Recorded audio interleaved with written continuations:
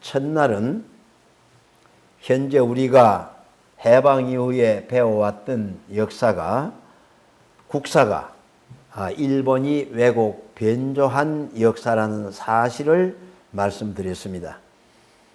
일본은 1922년부터 우리 역사를 왜곡하고 말살하기 시작했습니다. 그 목적은 우리 민족의 혼을 말살하고 우리의 전통을 말살함으로써 일본인으로 동화하기 위한 목적이었습니다. 그래서 그들은 대의명분을 우리의 역사를 써주겠다 이렇게 해서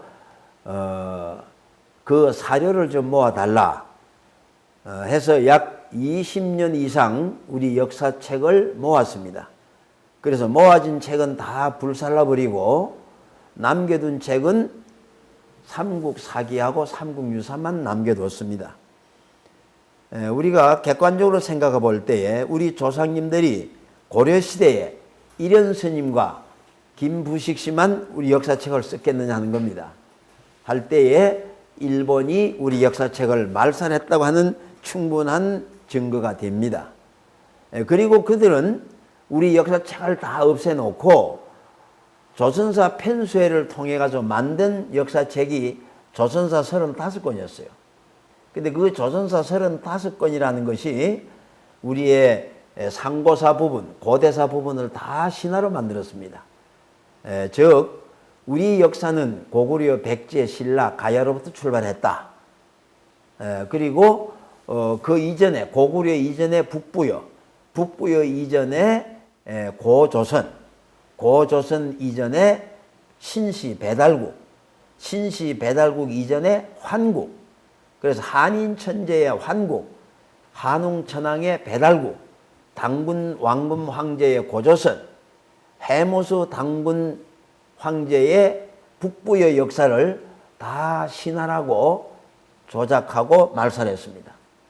그래서 1922년 이후에 우리 일본 강점 통치 시대에 우리 젊은이들은, 학생들은 그런 조선사 35권에 의한 역사를 배우고 해방 이후에도 이병도 교수가 조선사 편수에 당시 젊은이로서 참가해가지고 해방이 되니까는 제일 어른이 돼가지고 조선사 35권을 다시 쉽게 편찬한 것이 국사대관입니다. 그래서 대개 공무원 시험을 해방 이후에 쳤던 사람은 그 국사대관을 열심히 공부해야만이 되었습니다. 근데 그 국사대관이라는 것이 이제 말씀드린 대로 고구려, 백제, 신라부터 우리 역사는 시작이 되었고 그 이전 것은 다 신화다. 그래서 옛날에 한인이라고 하는 하나님이 계셨는데 그 한인 하나님의 서자 한웅을 땅에 보내가지고 곰이 변해된 웅녀와 결혼해서 당군을 낳았고 당군이 고조선을 세웠다고 한다 하는 것이 초등학교 학생들로부터 지금까지 우리가 배워온 역사였습니다. 그러니까 이 역사가 일본이 왜곡, 말살, 왜곡, 변조한 역사라는 사실을 첫날에 말씀을 드렸습니다. 그리고 둘째 날은 고구려 역사와 북부여 역사의 관계를 설명했습니다. 대개 우리가 고주몽 하면은 고주몽이 유민들을 모아가지고 고구려를 세운 것으로 드라마에도 나오고 그렇게 나옵니다. 삼국유사, 삼국사기에도 그렇게 기록이 되어 있어요. 그래서 고주몽의 아버지가 해모수라고 되어 있는데 이제 우리가 환단고기를 보니까 고주몽의 아버지는 고모수고 해모수는 고주몽의 5대조로서 북부여를 세우신 분입니다. 북부여가 200년 동안 내려왔는데 그 8대 당군으로 고주몽이 등장을 합니다. 그래서 21년간 북부여 8대 당군 노릇을 하다가 여러 가지 역사적인 사실에 의해서 나라 이름을 고구려로 바꿉니다. 그것이 BC 37년입니다. 그래서 삼국사기나 삼국유사는 고주몽의 고구려 국호 변경 때부터 시작을 했는데 그게 바로 일본의 조선사 35권에 의한 내용인 것입니다. 그래서 고주몽과 북부여 관계, 고구려의 관계 설명을 이튿날 했고요. 지난 3일 날은 이제 우리 민족이 최초로 어디서부터 출발했느냐 하는 이야기입니다. 지금 이제 이 지도에서 나와 있습니다. 이게 지금 우리 여기가 중앙아시아고 이게 지금 이 동북아입니다. 여기가. 근데 이 중앙아시아에서부터 요 바이칼까지 이게 바이칼호입니다. 여기까지를 이만리로 봤어요. 이만리로요. 그리고 남북 오만리는 아마 여기서 아마 여기까지 여기까지 이렇게 본 것 같습니다. 그래서 여기가 요 북쪽까지 합해서 여기가 약 우리의 한국이다 그랬습니다. 그 한국에서 오늘 이제 말씀드리는 한웅천왕께서 어떻게 오시게 됐는가 하는 것을 이제 이야기할 때마다 지도로 다시 돌아가겠습니다. 그래서 오늘 강의가 한웅천왕께서 배달국을 성립하시고 세우시고 개천하시고 그 다음에 역대 한웅천왕이 어떤 일을 해오시는가 하는 데 대한 말씀을 드리게 되겠습니다. 우선 오늘 처음 오신 입장이나 처음 이 강의를 들으시는 입장에서는 배달국이 과연 존재했습니까 하는 객관적인 질문을 할 수가 있습니다. 도대체 그런 게 어느 기록에 있어? 이제 이렇게 질문할 수 있습니다. 그런데 그것이 지금까지 우리가 신화로 여겨왔던 삼국유사 기이 고조선 편에 한웅에 대한 이야기가 나와 있습니다. 그래서 한웅께서 하느님, 한인 하느님의 서자로서 이 땅에 내려왔다 하는 기록이 있는데 신화가 되었건 어찌되었든 삼국유사 기이 고조선 편에 한웅께서 배달국을 세우시고 이끌어 오신 내용이 있습니다. 그 다음에 우리 환단고기, 한단고기는 원래 5권의 책이 모아진 겁니다. 근데 그 중에 삼성기전 혹은 신시봉기에 이 배달국에 대한 내용이 자세히 나와 있습니다. 그리고 해방 이후 우리 민족이 배달민족으로서 민족의식을 가지고 왔습니다. 그래서 우리는 지금 젊은 사람들은 잘 모르는데 그래도 나이 좀 드신 분들은 우리가 배달민족이라는 걸 알고 있습니다. 요새 젊은이들은 배달하면은 택배인 줄 알아요. 여기서 말하는 배달은 박달이라는 뜻입니다. 밝은, 문명한 그런 뜻입니다. 그래서 최초의 문명한 나라 배달국을 세우고 그 민족이 우리다 하는 그런 민족의식을 가지고 있었습니다. 이런 걸 여러 가지를 참고할 때에 배달국은 존재했었다 하는 이야기입니다. 자, 그러면 이 배달국이 어떻게 이루어졌느냐 하는 것입니다. 아까 말씀을 다시 돌아가겠습니다. 이 배달국이 있기 전에 여기가 한국이라고 그랬습니다. 이 한국의 중심이 어디냐면은 여기 바로 파네류산 파미르 고원입니다. 전 시간에 말씀드렸듯이 이 한국은 12나라가 모여서 된 나라입니다. 근데 그 12나라 가운데에 제가 여기 기록해 놓은 것은 여기가 구다천구, 여기가 수미리구, 여기가 우르국 지금 3개만 적어 놨는데 나머지 9개 나라를 다 지정을 하지 못하고 지도를 그렸습니다. 그래서 여기가 한인 천재가 직접 다스리는 나라고 이게 한인 천재 직할국이죠. 다른 데는 각기 그 왕들이 있어가지고 다스렸습니다. 옛날이나 지금이나 사람이 살기 좋고 지도자가 훌륭하면은 이제 백성들이 모이기 마련입니다. 그래서 이때 우리도 미국이 잘 산다고 할 때 많은 사람들이 밀항을 해서 미국으로 건너갔고 일본으로 건너가고 이렇게 했습니다. 우리나라가 지금 잘 살게 되니까 지금 이 동남아에서 혹은 저기 중앙아시아에서부터 우리나라로 시집도 오고 막 옵니다. 그래서 우리가 지금 다문화 시대를 이루고 있습니다. 그와 마찬가지로 이 한국의 직할 나라인 우르국이 사람이 많아졌습니다. 처음에는 부유하고 잘 살았는데 사람들이 자꾸 열한 나라에서 모이고 자체 번식하고 하니까 인구가 많아져 가지고 살기가 어려워졌다 그랬어요. 왜 살기가 어려워졌느냐? 여기는 지금 주위에 산이요 7,000m, 8,000m입니다. 지대가 높아요. 그러니까 여기는 강이 흐를 수가 없습니다. 높은 산에서 흘러내리는 물이 내를 이루어 갑니다. 그 물을 가지고 농사도 짓고 목축됐는데 인구가 많아지니까 하니까 물 부족과 여러 가지 산업이 어려워졌다 그랬습니다. 그래서 한인 천재가 지금 같으면 각부 장관이죠. 오가의 국인들을 모아놓고 이 일을 어떻게 하면 좋겠느냐 하니까 오가의 국인들이 지금의 말한 각부 장관들이죠. 다른 방법이 없습니다. 인구를 분산해야 됩니다 하는 겁니다. 인구 분산 정책을 이야기한 겁니다. 그래서 그러면 어디가 좋겠느냐 하니까 여기 삼위 태백을 이제 지적을 했습니다. 그래서 한인 천재가 태백을 바라보고 가히 홍익인간할 만하다 해서 이곳을 낙점을 합니다. 우리 삼국유사에는 삼위와 태백을 택했다 그리 되어 있습니다. 그러면은 이곳으로 이제 인구를 분산시키는데 누구를 지도자로 세울 것이냐 했습니다. 그때 오가의 국인들이 서자부에, 지금 삼국유사에는 서자 한웅되어 있는데 한당 거기에는 서자지부라고 잘 나와 있습니다. 서자부에 한웅을 추대합니다. 서자부라고 하면 지금의 행정부입니다. 그러니까 서자부의 대인, 백성들에게 존경받는 한웅이 있었는데 그 한웅이 평소에 큰 뜻을 가지고 있었습니다. 그러니까 한웅이 어떻게 했습니까? 하고 추대를 합니다. 그래서 한인 천재가 한웅을 불러서 군이 수고스럽지만은 이 일을 좀 맡아달라고 그럽니다. 그래서 한웅이 지도자로 세워가지고 이제 그때부터 사람을 모으고 그곳에 와서 살 수 있는 재물을 모으고 산업을 준비합니다.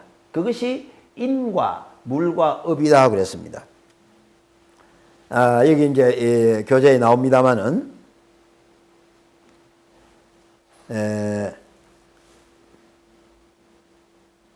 이게 지금 그게 없네요. 인과 물과 업을 준비를 하는데 그 모은 사람이 얼마냐? 3,000물입니다.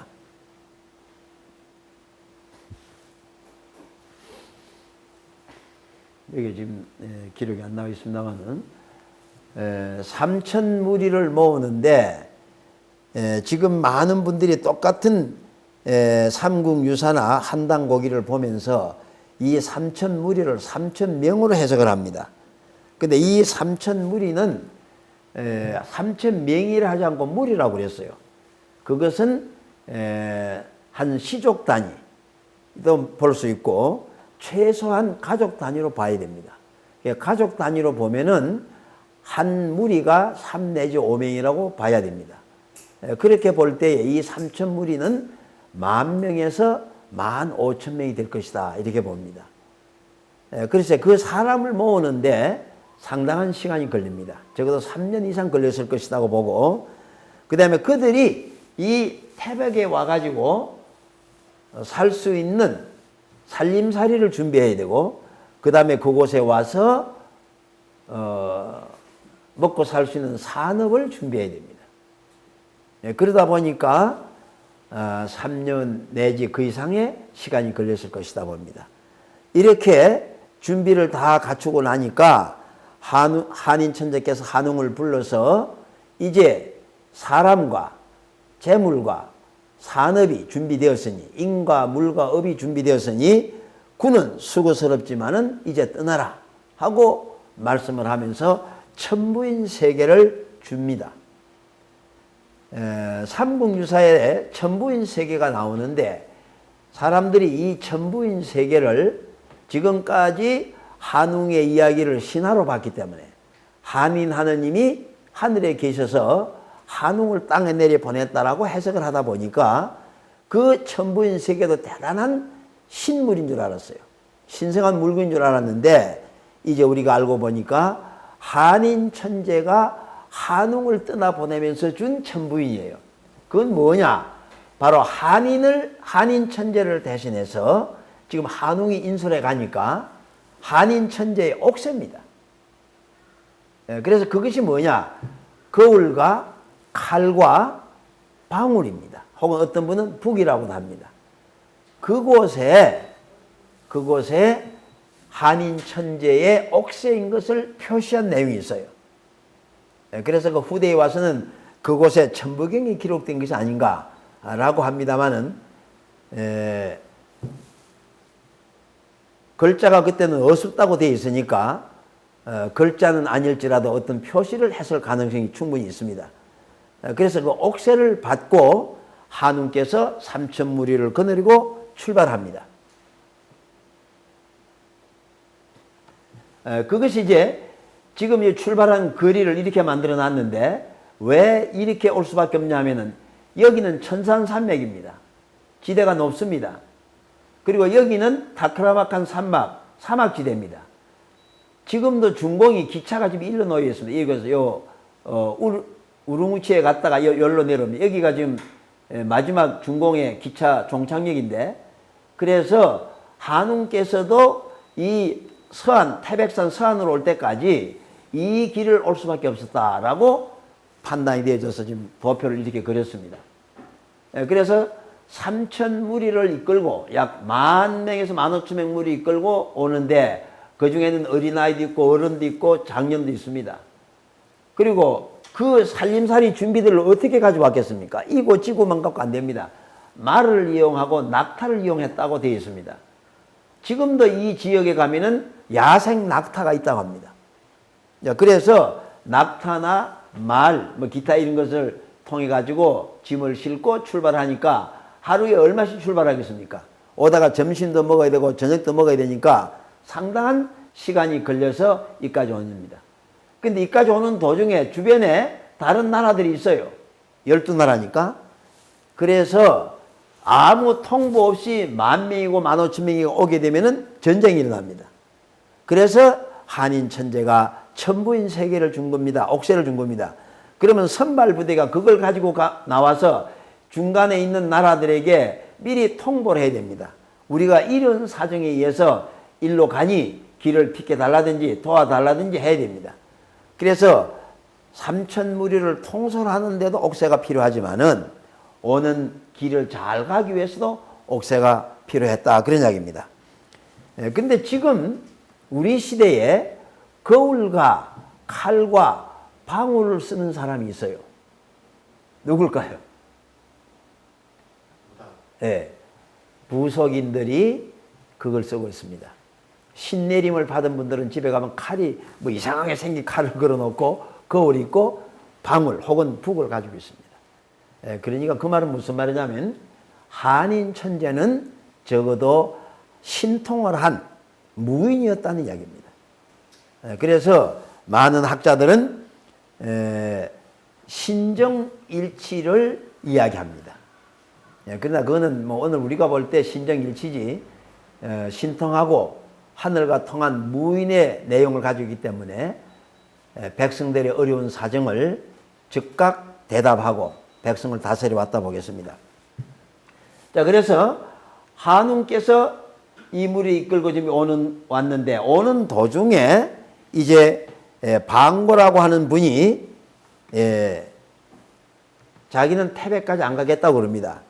그래서 방고는 오는 도중에 삼위산으로 가겠다고 그럽니다. 그래서 한웅께서는 그 방고의 요구를 다 들어줍니다. 그래서 방고를 따르는 많은 무리들이 있어서, 그러고 보면은 방고를 추종하는 세력이 한국에서부터 있었습니다. 그러니까 그 사람들을 태백산으로 보냅니다. 삼위산으로 보냅니다.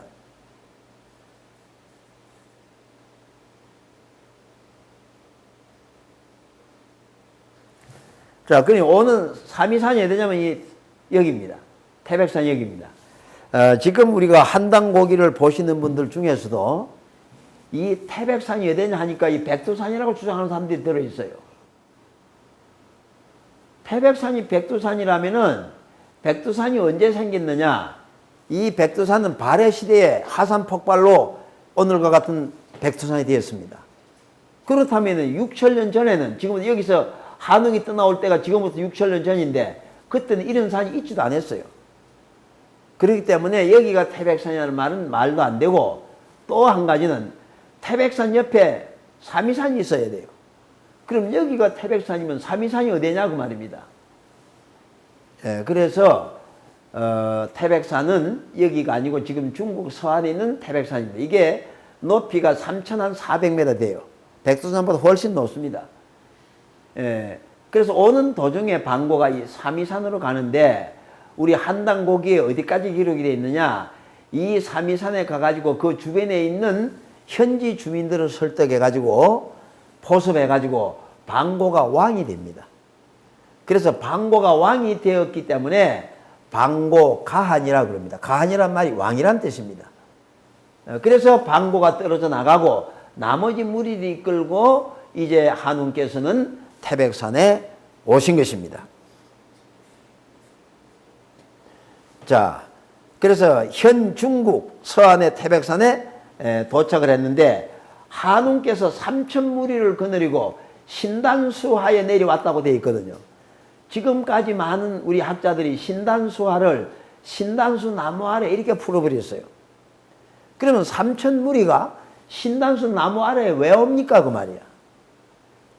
이거는 이련 스님이 아까도 말씀드렸습니다만 축소하다 보니까 여러 이야기를 축소해서 쓰다 보니까 이런 말을 썼습니다. 그러면 이 말은 무슨 말이냐면은 신단을 수립하고 그 아래에, 그 뜻입니다. 그래서 신단은 왜 수립합니까?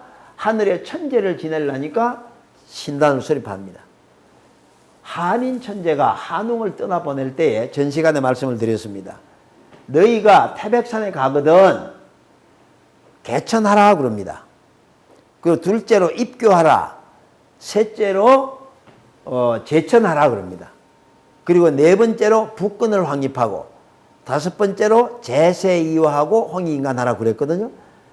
그 제천을 하려면 신단을 세워야 됩니다. 신단을 수립해야 됩니다. 그러니까 우리가 이 숫자는 나무 숫자이기도 하지만 세월 숫자입니다. 그래서 정부 수립, 지금 우리가 6주년 됩니까? 48년에 정국회가 되고 정부가 수립됐으니까. 자, 그래서 정부 수립 몇십 주년 하듯이 여기서 말하는 신단수는 신단수 나무 아래가 아니고 신단을 수립하고 그 아래에 거기서 천재를 올렸다, 그런 뜻입니다. 그러니까 우리 상고사를 푸는데 신단수하라고 말하면은 이거는 역사를 제대로 지금 풀지 못하고 있다는 것을 나타내는 뜻입니다. 그 다음에 이제 한인 천재가 한웅에게 조서를 내리 해주신 말씀이 처음에 개천하라고 그랬는데, 이 개천이란 말은 하늘을 열어라 그런 뜻이 아닙니다. 배달국을 세우라는 것은 새로운 나라, 문명한 나라를 세우라는 뜻입니다. 지금 환국에서 떠나와 가지고 태백으로 왔으니까 태백에 가서 개천하라 그 말은 새로운 나라를 세워라, 그런 의미입니다. 그 다음에 두 번째로 가거든 입교하라 그랬습니다. 입교.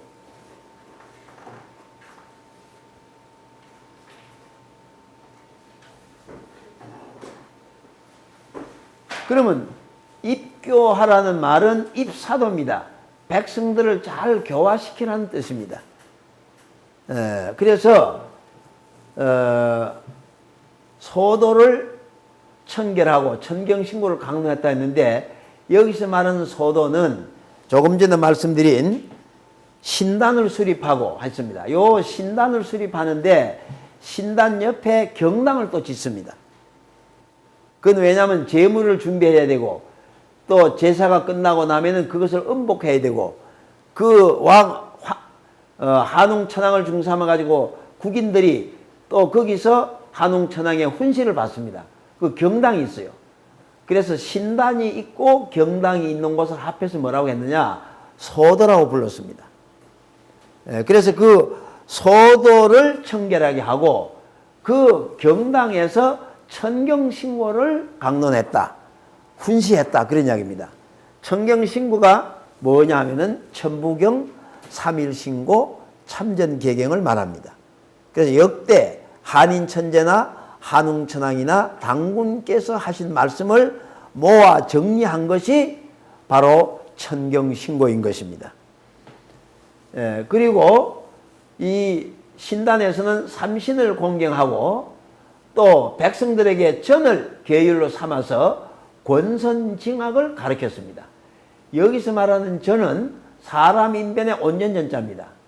그래서 한웅천왕께서는 백성들을 교화할 때에 그 교화의 목적이 어디느냐? 온전한 사람이 되라. 사람으로서 온전해지는 것을 목표로 삼았습니다.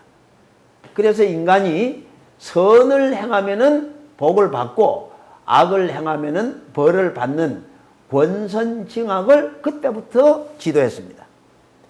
오늘날 세계 종교는 그런 의미에서 보면은 권선징악이 바로 오늘날 종교입니다. 그런데 지나온 역사를 돌이켜 보면은 모든 종교가 권선징악을 넘어서 가지고 교리를 만들어 가지고 수많은 사람들을 노예로 만들었습니다. 소수의 지도자들이 호의호식하는 종교 장사꾼이 되어버렸어요. 그래서 오늘날에 와서는 종교 무용론 혹은 종교 공회론이 나왔습니다. 종교의 근본 취지는 바로 한웅시대부터 근거를 찾아볼 때에 권선징악이다 하는 것입니다. 그리고 북권을 확립하라고 그랬는데 이 북권을 확립하라는 말은 한인시대 즉 우르국 시대에는 모권이 앞섰습니다. 모권 시대입니다. 그래서 삼천무리가 떠나올 때도 그 가정의 중심이 어머니였습니다. 그래서 어머니가 가자 하면 자녀들과 남편이 따라옵니다. 그랬던 환경을 북권을 확립해라 하는 것이 한인천재의 말씀이었습니다. 그렇게 해서 개천하고 입교하고 제천하고 그리고 북권을 확립하고 그리고 제세이화하고 홍익인간하라고 그랬습니다. 그러면 이 제세이화는 지난번 시간에 말씀을 드렸습니다마는 제세이화라고 하는 말은 요거 있을제 세상세 이할 이자 화라자 되어 있습니다. 근데 이걸 사람들이 해석을 못하니까 많은 민족 진영에서 이화세계라고 풀어버렸어요. 근데 이화세계가 아닙니다. 이것도 역시 역사 왜곡입니다. 제세이화인데 이때 이 제자는 무슨 제자냐? 이때 이 제자는 살필 제자입니다. 삼일제 교재를 보면 그 나와 있습니다. 살필 제자입니다. 그래서 세상을 잘 살펴서 거기에 맞는 이치를 가지고 백성을 교화하고 다스리라 그런 뜻입니다. 그러니까 한인천재께서 한웅을 보내놓고 그곳에 가거든 그 현실에 맞는 그걸 잘 살펴가지고 거기에 맞는 이치나 경우를 따져서 백성을 교화하라 그런 뜻입니다. 그리고 홍익인간하라 지난번 시간에 말씀드렸죠. 요 홍익인간은 홍자는 큰 홍자고 익자는 도울 익자입니다. 그러니까 크게 인간을 도우는데 그 인간이 누구냐 하면 바로 삼천무리입니다. 삼천무리 15,000명 되는 한국에서 떠나온 그 백성들을 잘 도와서 잘 살게 해라 그런 뜻입니다. 그래서 한웅께서는 혼자 백성들을 다 통솔할 수 없기 때문에 이제 풍백을 둡니다. 풍백, 운사, 우사, 신지, 치우 이 5개의 직책을 둡니다. 이게 사실은 오가예요. 그래서 풍백에는 석재라는 사람을 세워가지고 새나 짐승의 피해를 없도록 백성들이 잘 살 수 있도록 했고 운사는 유갑비라는 사람을 세워가지고 혼례법을 제정을 했습니다. 그것은 뒤에 또 자세히 말씀을 드리겠습니다. 우사를 통해 가지고 우사에는 왕검령이라는 사람을 세워가지고 우리 백성들이 거주할 수 있는 집을 짓게 했습니다. 그래서 운막을 짓게 한다든지 그 다음에 산업에 있어서 목축을 하게 한다든지 이런 것들을 관리하게 했다고 그랬습니다. 그러면 신지라고 하는 직책이 있는데 이거는 혁득이라는 사람을 세워가지고 법을 제정하고 그 다음에 재정을 담당하고 그리고 문자를 만들려고 했습니다. 그래서 신지 혁덕이 만든 문자가 녹도 문자라 그렇게 전해지고 있습니다. 그러면 이 신지 혁덕이 왜 만든 문자를 녹도 문자라고 했느냐? 신지가 한웅천왕의 명을 받고 문자 만들 생각을 하니까 상당히 고민이 됩니다. 그러다가 어느 날 사냥을 나갔다고 합니다. 사냥을 나가가지고 사슴 하나를 발견하고 쫓아가다 보니 사슴이 도망을 치니까 그냥 사슴을 잃어버렸어요. 그래서 사슴이 도망간 자리를 찾아보니까 거기에 사슴 발자국이 있어요. 그래서 발자국을 따라가니까 사슴이 도망간 방향을 알겠다고 말입니다. 그래서 발자국을 따라가다가 혁덕이 깨달은 거예요. 아하, 문자를 이런 식으로 하면 되겠구나. 그래서 돌아와가지고 문자를 만드는데 그때는 문자가 아니라 그림이에요. 이 녹도란 말이 그림도자입니다. 사슴 발자국을 보고 그림을 그려서 문자를 만들었어요. 그래서 녹도 문자입니다. 이 녹도 문자가 발전돼서 오늘의 우리 한문이 된 겁니다. 그러니까 한문을 우리가 상형 문자라고 그러거든요. 그러니까 옛날 문자는 그림이에요, 그림이요. 돼지 하면은 돼지를 그리고 사람 하면 사람 모양을 그립니다. 그래서 사람 문자가 된 거예요. 그런 식입니다. 그래서 신지가 만든 최초의 문자가 녹도문이다 하는 이야기입니다. 그리고 치우는 이거는 이제 지금 같으면 경찰 국방입니다. 그래서 치우에는 누구를 임명한지 사람 이름은 없는데 치우직을 맡은 사람은 병마와 도적 맞는 일을 관장했다. 그런 이야기입니다.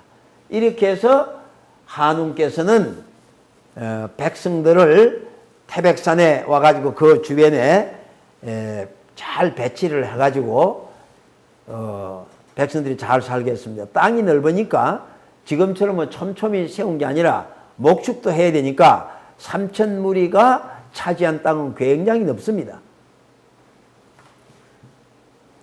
자, 그 다음에 또 오사로서 다스렸다는 기록이 있습니다. 그것이 곡식을 주관하는 있었는데 거기에는 농사와 목축을 다스리겠다. 그걸 고시래라고 하는 사람을 세웠는데 우리나라 전통에 시골에서 농사를 짓다 보면은 점심을 먹고 나서 혹은 식사를 하기 전에 음식을 조금 떠가지고 논 어기에 뿌리면서 뭐라고 그럽니까? 고시래. 예, 고시라고 그러죠. 우리 정 선생님도 고향이 어디 시골이십니까? 예, 그거 아시죠? 고시래.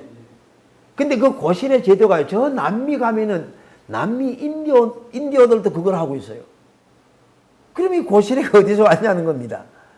알고 보니까 한웅시대에 최초의 농림장관이야. 쉽게 지금으로 말하자면. 그래서 고시래가 기록을 보면은 농사법을 가르쳐주고 또 여러 가지 씨앗도 개발했다고 할까요? 보관하는 법을 가르쳐주고 그래서 우리 백성들이 농사 짓도록 먹고 살 수 있도록 해줬다 그런 이야기입니다. 그 다음에 주명은 법을 제정한 일인데 아까 그 혁덕이 법을 제정하고 재정을 담당하고 녹도문을 만들었다고 그랬죠. 그래서 혁덕이 주명을 맡았고 요 주형도 그렇습니다. 법을 만들어서 백성을 다스렸기 때문에 주형으로 백성들의 악행을 다스렸다. 주병은 석제랍니다. 건강과 병을 다스렸다. 주선악은 유각비다. 선악, 윤리, 도덕을 가르쳤다. 그렇게 오사로서 백성을 또 다스렸다. 그리고 기타 360여사로 백성을 지도했다 그렇습니다. 그 360여사라고 하는 것은 지금 우리가 365일이지 않습니까? 1년이. 그래서 360여사가 나왔는데 이것이 오늘날 참전개경의 기초가 되지 않았는가 이렇게 봅니다. 이렇게 조직을 강화하고 백성들을 다 배치한 뒤에 이제 한웅께서 백성들에게 조서를 내립니다. 근데 이 조서라고 하는 것은 백성들 전체에게 내리는 게 아니고 국인들에게 내립니다. 국인들이라는 것은 지금의 공무원이죠. 공무원. 공무원에게 이제 조서를 내리면 그 조서를 공무원이 잘 숙지해가지고 그 다음에 백성들에게 또 전합니다. 그래서 그 국인들에게 내린 조서를 보면은 부모를 반드시 공경하라 그랬습니다. 이렇지 못하면은 국인이 못 돼요. 말하자면 공무원이 못 된다는 얘기입니다. 백성의 모범이 돼야 되니까. 그 다음에 처와 자식을 반드시 보호해야 된다. 셋째는 형제는 서로 사랑해라. 사랑해야 한다. 그리고 국인은 노인과 장년을 정성으로 대해야 한다. 또 어린이와 약한 자에게는 은혜를 베풀어야 한다. 공무원이 권력이 있다 가지고 권력을 마구잡이로 휘두르면은 그 백성은 괴로운 겁니다. 그래서 어린이와 약한 자에게 은혜를 베풀어. 그리고 백성을 믿음으로 대하라. 이렇게 조서를 내려서 국인들을 잘 다스리니까 국인들이 이렇게 모범되게 사니까 그것이 또 백성들에게 전수되니까 백성들이 잘 살 수밖에 없습니다. 자, 이렇게 해서 이제 한웅께서 3천 무리를 이끌고 태백에 와서 이제 자리를 잡고 잘 살게 됩니다. 자, 이렇게 되니까 이제 어떤 일이 있느냐. 이 사람들이 와가지고 몇 개월, 1년 이렇게 잘 살다 보니까 주변에 현지 주민이 있었어요. 그 현지 주민이 누구냐? 바로 웅족과 호족입니다. 삼국유사에는 한 마리의 호랑이, 한 마리의 곰 그렇게 되어 있거든요. 그것이 동혈에 있었다. 같은 굴에 살았다 그랬습니다. 근데 그게 이해됩니까? 곰과 호랑이가 어떻게 한 굴에 살아요? 그것은 동혈이라는 말은 같은 지역이다 그런 뜻입니다. 그래서 한웅천왕이 3천 무리들을 배치하고 그들이 자리를 잡고 사는 그 주변에 웅족과 호족이 있었는데 그들이 이 한웅천왕의 백성들을 바라보니까 이거는 완전히 신계의 백성 같아요. 좀 더 쉽게 말씀드리면은 50년 전, 60년 전에 우리나라 사람이 미국에 갔다 오면은 미국은 뭡니까? 별천지예요. 지금 동남아 사람들이 우리나라에 와서 보면은 별천지라는 겁니다.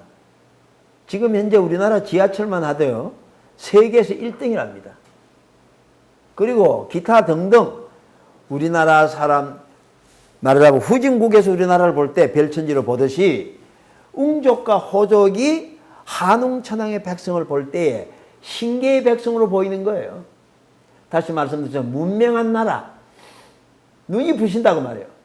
그러니까는 이 웅족과 호족이 신단을 수립한 신단 아래에 와가지고 한웅께 빕니다. 그러니까는 한웅께 와서 뭐라고 하느냐? 우리도 신계의 백성이 되게 해 주십사. 이렇게 기원을 합니다. 그러니까 한웅천왕이 그들을 보니까 잘 교육하면 될 것 같단 말이죠. 같은 백성이 될 수 있습니다. 그리고 원래 웅족과 호족도 크게 보면은 한국의 백성이에요. 그걸 한웅은 안다고 말이에요. 그러니까 한웅께서 그들의 요구를 들어주기로 합니다. 좋다. 그 대신에 당신들을 신계의 백성으로 받아들임에 있어서 무조건 안 된다 이거야. 왜냐하면 문화 수준이 틀리니까. 저도 서울에서 연립주택을 한 70채 지어봤어요. 근데 어떤 일이 있었냐면은 그게 벌써 한 20몇 년 전 일이네요. 근데 그때 양변기를 집집마다 다 안 쓸 때예요. 근데 연립주택에 양변기를 앉혀놨더니 양변기 사용을 할 줄 몰라가지고 자꾸 고장을 내는 거예요. 그런 일이 있었습니다. 그러니까 적어도 신계 백성이 되려면은 그냥 되는 게 아니에요. 교육을 받아야 돼요. 그래서 한웅천왕께서 100일 수련을 제안합니다. 그게 이제 삼국유사에 나와 있는 이야기가 100일 동안 햇빛을 보지 않고 쑥과 마늘을 먹어야 된다 그러죠. 쑥과 마늘을 받아 먹고 100일 동안 햇빛을 안 보면은 신계 백성이 되게 하겠다. 그런 제안을 합니다. 그러니까는 웅족과 호족이 그렇게 하겠습니다. 이렇게 됩니다. 그래서 웅족과 호족에게 쑥과 마늘을 주었습니다.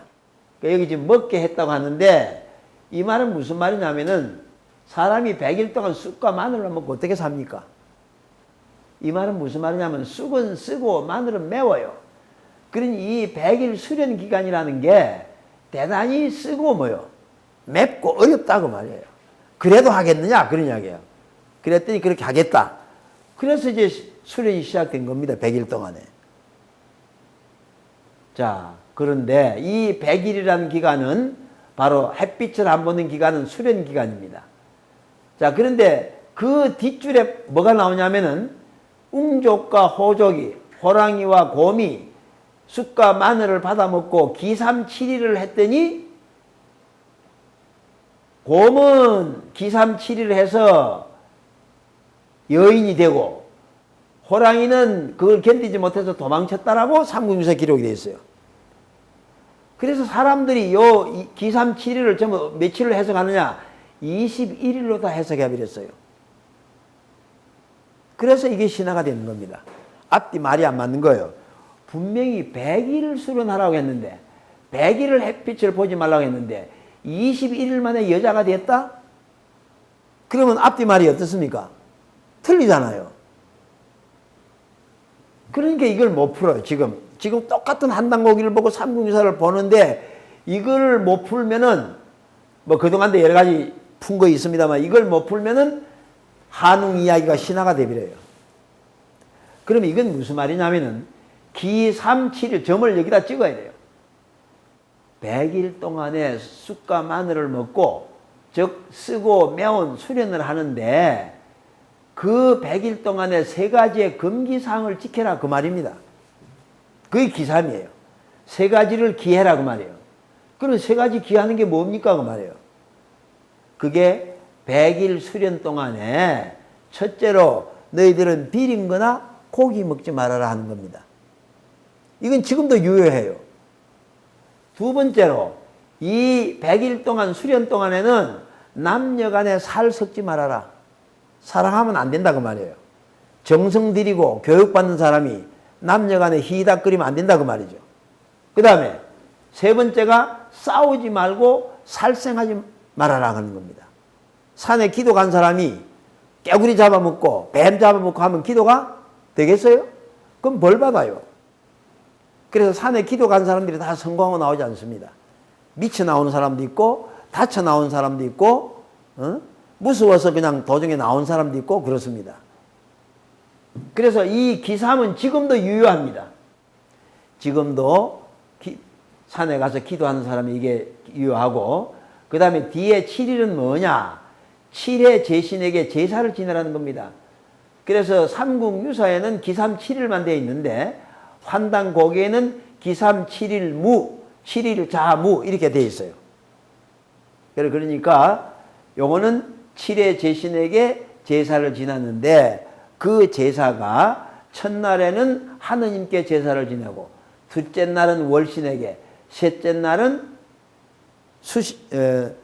수신에게 넷째 날은 화신에게 또 금신에게 목신에게 토신에게 이렇게 7회 제신께 제사를 올리게 됐어요.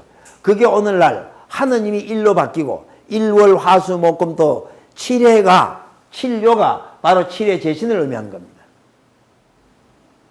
그래서 100일 동안에 이렇게 정성을 들이면서 열심히 천경신고를 공부를 해야 합니다. 이렇게 100일 동안에 잘 하는데 호족은 이걸 견디기가 어려워요. 왜? 제멋대로 사는 사람들인데. 그러니까는 실패하고 쫓겨나고 웅족은 이걸 잘 지켜서 말하자면 신계 백성으로 허락을 받습니다. 그래서 웅족에 가는 길과 호족에 가는 길이 달라졌다 하는 것이 삼국유사의 기록이고 한단고기의 기록입니다. 자, 그러면은 이제 웅족의 여인이 된 이분들은 이제 신단수 앞에 와서 잉태를 원합니다.